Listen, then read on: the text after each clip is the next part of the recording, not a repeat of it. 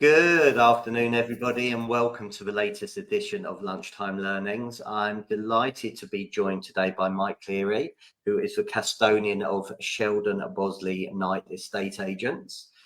Mike, thank you so much for joining me. You've been a hard person to get hold of. I've heard so many good things about you that I've been wanting to get you onto the podcast a lot. Yeah, you've got a lot of raving fans, Mike, believe it or not. That's right. Crikey. That's a surprise. So you were a requested person to come on. So thank you for saying yes. I know you've been incredibly busy with acquisitions. I know you run a business, multidisciplinary business of, I think you've got 170 colleagues, 14 offices and 10 specialisms. So I can see why you're quite a difficult person to get hold of. But thank you for joining us today.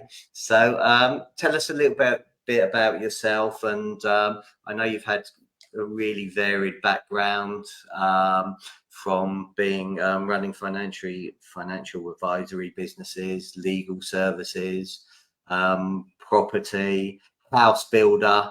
So you've done a fair bit over the years.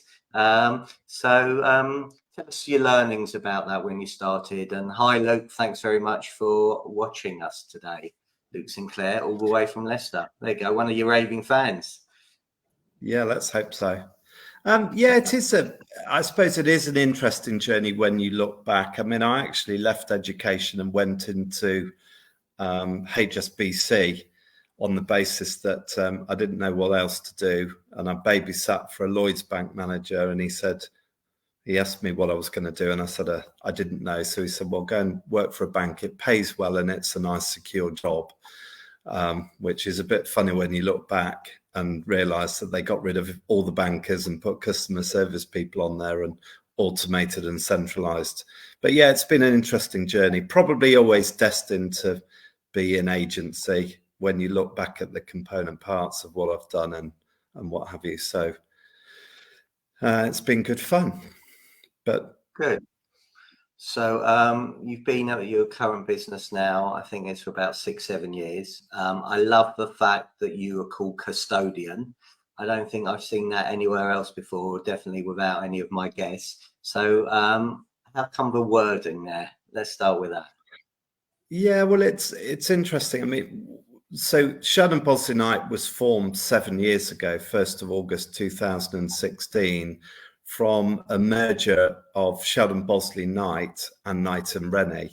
I just formally joined the Knight and Rennie side back in November 2015 when the call came in and the conversations ensued.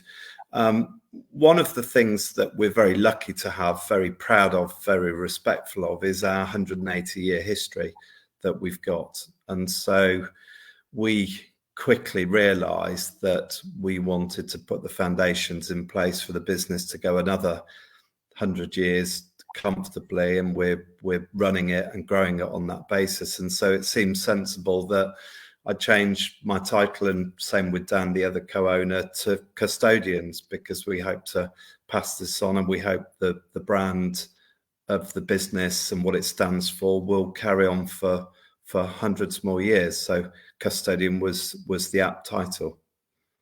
Okay, I like that. You talked about foundations there. So with estate agents, what do you think are the key foundations that they need to have to flourish, like having a 180-year history? Everything you do has got to start with the customer. What does the customer need? What's the customer want? What does the customer expect? The second you start running the business without that as the most important thing, then you'll get it wrong. So that, without a shadow of a doubt, is drives all of our decisions on what we do and how we do it, whether to do it even. So that's got to be first. Okay, brilliant. So what does that look like? What does that mean? So what that means is any interface with our business has to be easy for the client. The people who you talk to need to know their role, to understand how to talk to that client, understand how they can help that client, even if it's just picking up the phone so that people aren't having to call back. And then you need knowledgeable, experienced, energetic people to be able to help the client on their journey and with their needs. That means being able to recognize when something is beyond someone's technical abilities, recognizing when there are other factors come into play, and therefore you need broader specialisms, through to just helping guide the client, sometimes as an education role, particularly in this current market, with what's going on. It's sharing with the client the options that they've got and what's going on in the market. So brilliant. I couldn't agree more with education in the market, especially with what's going on. A lot of sellers and a lot of buyers obviously have never experienced this before, and they need the guidance and the help and the support from agents to educate them. So with that in mind, what are you currently doing to educate your sellers and your buyers? What's working well? Well, we're talking to them about market conditions. The market's changed radically. Last August, everybody realised the horse had bolted, so there was a massive amount of properties come on the market for sale, which was all a little bit too late. We then had the Trussonomics last November, and we've had inflation, everything this year that's driven mortgage rates up. And so it's just being able to talk about that journey with the client, and then make some deductions as to what that means for the client now in terms of what we need to do to get their house sold. It means focusing less on how much their house is worth, but how much have they got to trade. You know, are you trying to take money off the table if you've got a fixed amount to put on the table? And helping them move the narrative so that they understand that's the most important thing. In a falling market, the only people who lose out, other than the people leaving the market, are the government through less stamp duty. And so it's just having those conversations with the client that if you accept 20 less and pay 20 less, you'll save stamp duty and everything else will be the same. So it's really playing that education role. Brilliant, thank you. So obviously you've been on the acquisition trail. One of the questions I had in coming beforehand was, when you acquire a business, how do you then integrate that, your culture and your values, into the new business? Well, what we've noticed is I think we've now done 13 acquisitions in the last year and a half. A lot of those acquisitions were business owners looking to retire, where there maybe wasn't a management team or wasn't a management team that could afford to buy the business. So when the previous owners are going, we've been selected because we're an independent business. We do things properly so far as they can tell. And so that cultural fit has been there with what we've bought. So if the outgoing management's gone, we tend to have a playbook that looks like stabilizing it, give them new kit, give them more training, give them more support with the brand to make them better. So we have a very high percentage of people that actually go, actually, this is good. This feels, I'm glad we've sold to you, and we get better.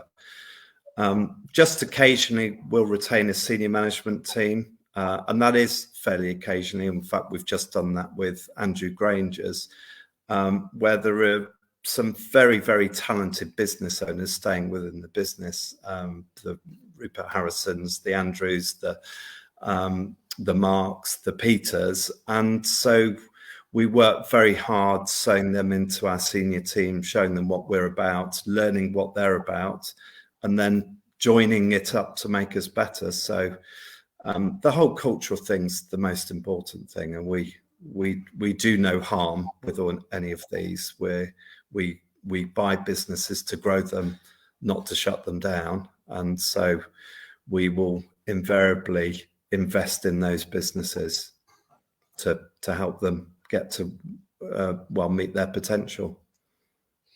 Okay, so thank you. So buying business to grow them. Obviously, it's a lot of agents are going to be watching or listening to this that maybe haven't dealt with the market we're currently in.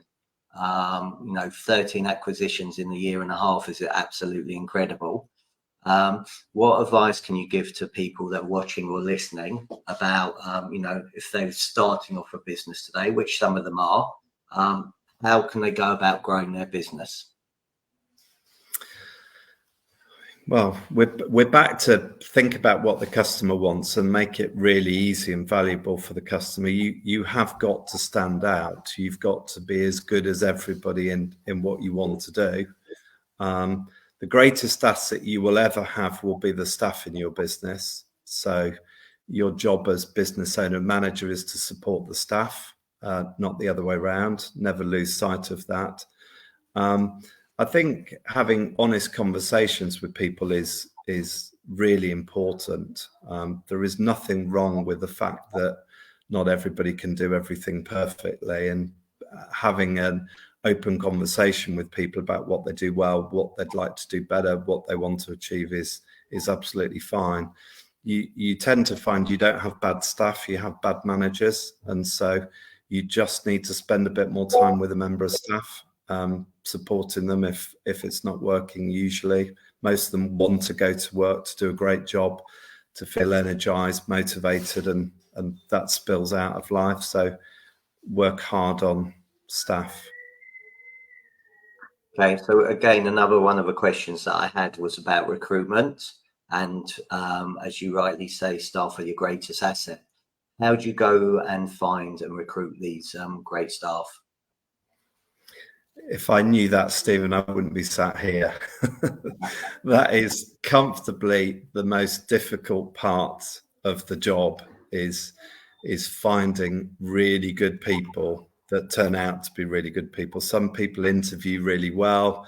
Some people know how to write a good CV. It is impossible, and I can't. I'm not good at it. I tend to. I class it as fall in love pretty quickly with somebody who's got good energy and stuff. That's sometimes I can be a bit too ambitious for them, but I haven't cracked it yet. All I know is that if you can try and come up with a bit more of a process, get a few other people meeting up with them. In fact, 3 of my team are meeting up with somebody I met last week now, and just go steady at it, at meeting with them and try to get to know them and stuff. Their attitude's probably going to define whether they make it or not, rather than their technical ability. So focus on the individual and their motivations and how they go about things. But if somebody knows how to do it, please let me know. I don't want recruitment firms calling me, by the way. Yeah, it's a big challenge. Okay, and thank you for your honesty there. Are there any questions that you find that work really well to find people's focusing on their attitude and their motivation? I can't honestly say I've got a list of questions, but if you use your mouth and your ears in that proportion, I'd much rather listen than talk. If I could not talk ever, I would prefer to do that, because I think you learn far more. But just give people space, open questions, get them talking, and pay attention to what they say. And follow-up questions drill into what they say. Don't assume that you know. Don't assume that they know what they're saying sometimes. So just plenty of open questions. Take your time.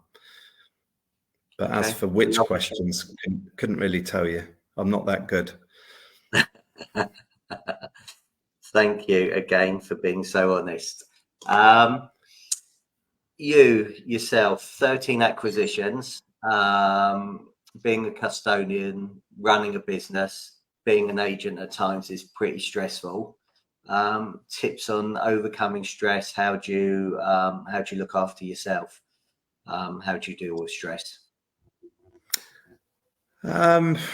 Yeah, I think the first thing is to know when you are stressed. I had a great conversation with my group finance director. I think it was a week last Friday, where we both agreed we'd had a bad day, and so we wouldn't decide whether we were going to bid on something or not, because we both recognised the answer today will be different to the one on Monday.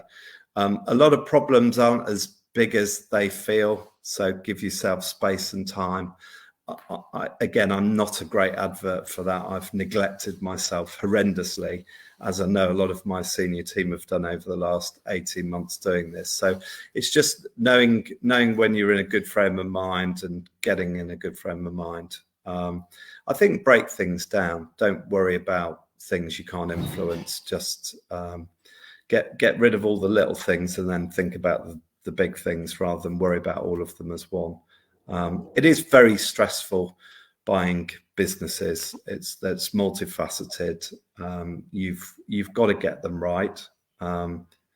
It's not an ego trip as well, so be clear why you're buying stuff. It isn't just because it's available. It's got to add value. It's got to be worthwhile. There's a lot of things you can invest your money in, and you need to get your balance right so that you cover all bases. But dealing with stress, I think recognizing it and buying yourself some time and some space is probably the best way, and share it. There's a lot of my senior team, we kick things around. We have what we call a roundtable meeting on a Wednesday morning where we bring challenges through, and that's a great way to sometimes put things in perspective. And the best ideas are the ones where the 4 or 5 of you have actually added to make it into something. It's rarely your own idea. You may just be the catalyst for kicking off something, but you're not probably going to be the solution as well. Okay, I love that. So you talked a lot about training, and training, whether it's a new business that you're acquiring or your existing businesses as well. How frequently do you do the training with your staff, your colleagues? And what are you training them on? Yeah, so we have a managers meeting, which we will do probably 10 months out of 12. So we'll have the sales managers along typically in the morning, the lettings managers in the afternoon. We'll try and overlap them 3 or 4 times a year with the lunch and sandwiches. Sometimes we'll get a special guest in, or we'll get other heads of departments in to constantly just talk about what's going on in their life.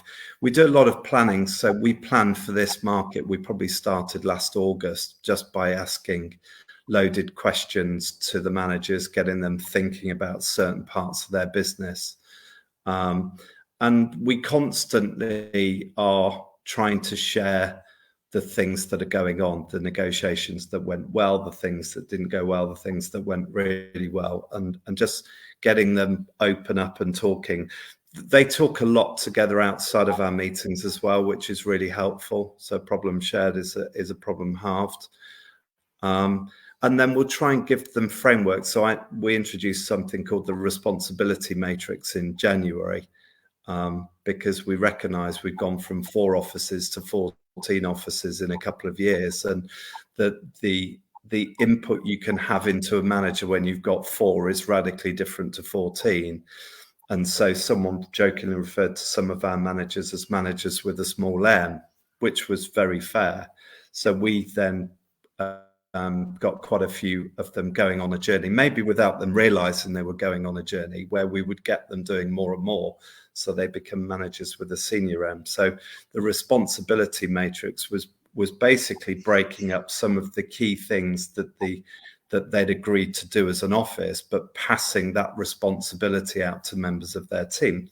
Simple things like the quality of registered applicants being spot on, and focusing on people with a house to sell, both in our area or in adjacent areas where we've got other offices. And so we took them on this journey over several months, and then in January this year, or may have been December, we produced the responsibility matrix, and they put the names in, and then we followed it through with them, and that helped them cope with running a sales office or a lettings office because we'd highlighted the 3 or 4 big things that they needed to manage. But it also helped them delegate, whereas previously they hadn't. And so a lot of pressure was on them before. And it also helped bring people through, because people who were given responsibility, which invariably they like having, then step up and start thinking as somebody that can actually help run the office and stuff. And so it's been something we've introduced this year that in the main has worked really, really well with them. So that's the sort of thing that we do, as well as talking about the market. I mean, I email the sales staff on a Sunday, have done now for something like 80 consecutive weeks. And in that note, we're sharing the successes, we're talking about what we need to achieve, and we talk about the market and stuff. And that's to get them with their teams talking about what's going on in the marketplace. So when they go out and talk to clients, you know, the 2-speed market that is increasingly being spoken about now, I put some quotes on that, and we spoke about it on the call. And it's just those little things to help them be better and give better advice to their clients. And clients buy a confident agent, not a frightened one. I think Matt said that on one of your calls a couple of weeks ago that I listened to today, and it's very true. If they can go out there with great branding, great research, all the stats, and they know what's going on in the market, that's what the consumer wants. They don't give a monkey's what you're going to charge, really. That they want the best person for the job. And so that's what we help our staff with on a day-to-day, week-by-week, monthly basis. Brilliant. Well, look, thank you for sharing all of that. I really appreciate it. I've got a couple of other questions on that, following up from what you said, if that's okay. So responsibility. How can you get people to be responsible for their actions, firstly? And secondly, how do you get the implementation? Because loads of people are great at saying, yeah, of course I'll do it, never end up accepting responsibility.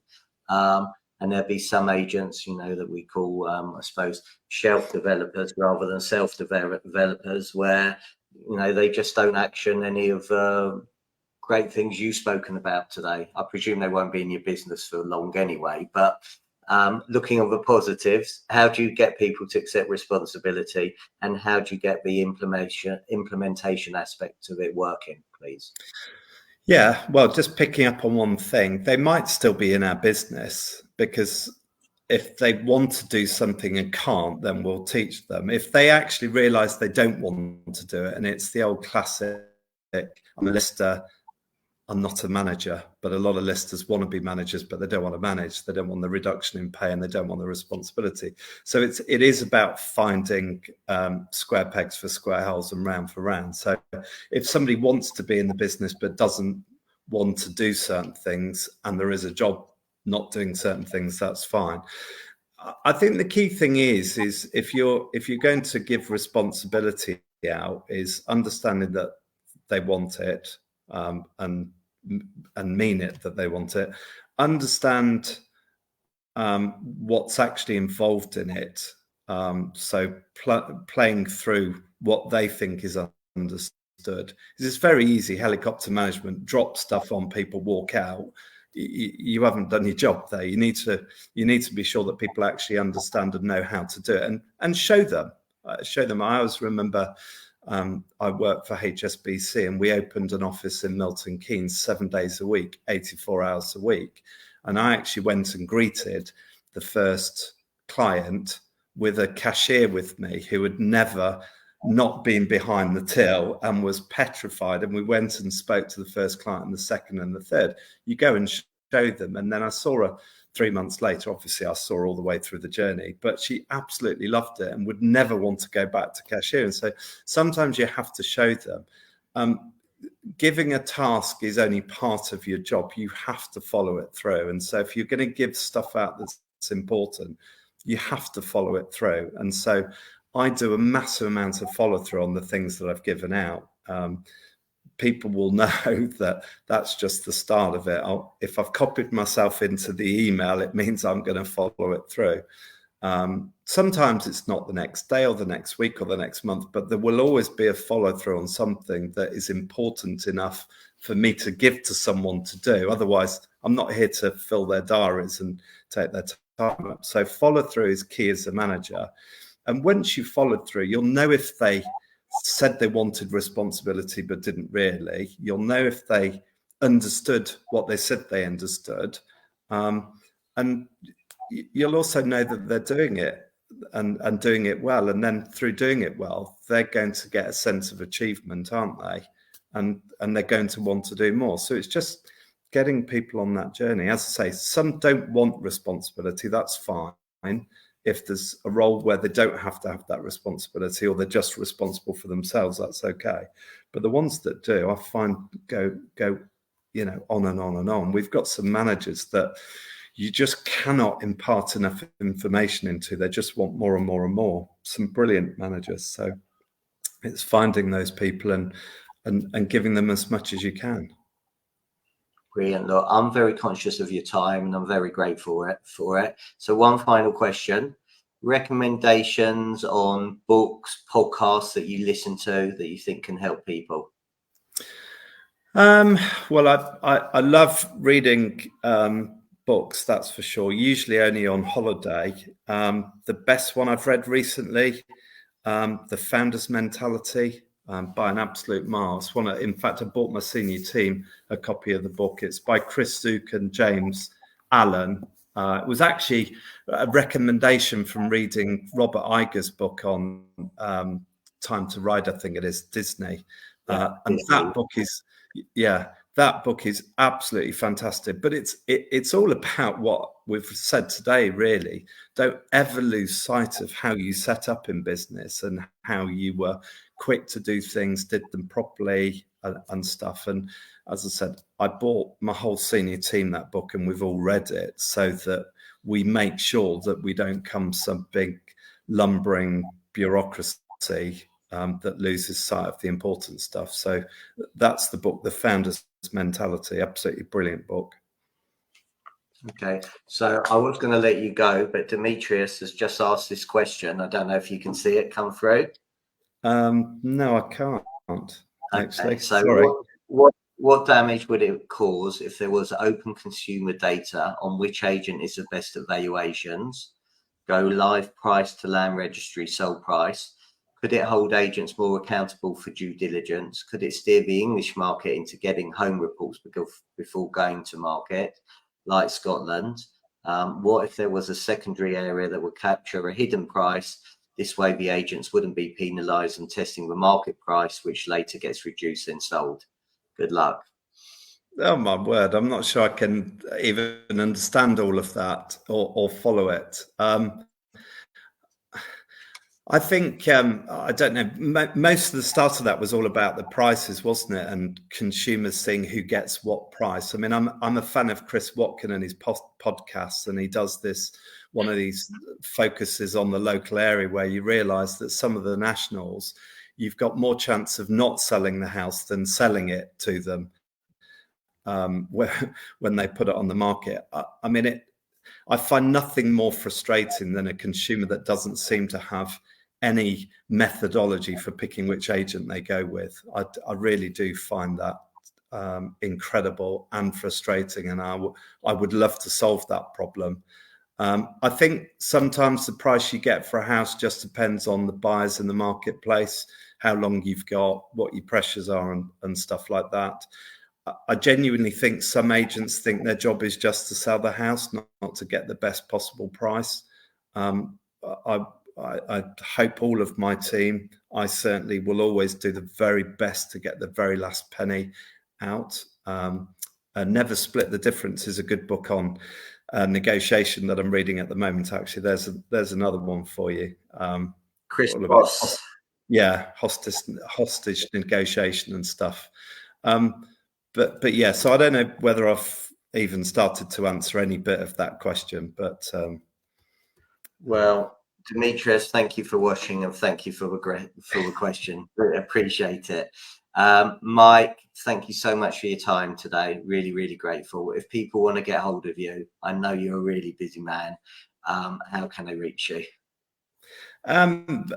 Look, I'm not so busy. I don't have a PA. I don't have a desk. I have a mobile phone number which goes to all the clients for all the businesses that we buy, with the recommendation that if they ever think they need me, to call me. So I'm available, mike@sheldonbosleyknight.co.uk, or on my mobile. I don't know whether I should put my mobile on here. I can if that's the thing to do, but email me. I love talking to people and learning more about our wonderful industry. Brilliant. Well, look, I'm incredibly grateful. So thanks very much for your time. Thank you, everybody, for watching and listening today. Please like it, share it, recommend it to your friends. I think Mike has shared loads and loads and loads of gold here. So thank you, everybody. And thank you, Mike. Cheers, Stephen. Thank you very much.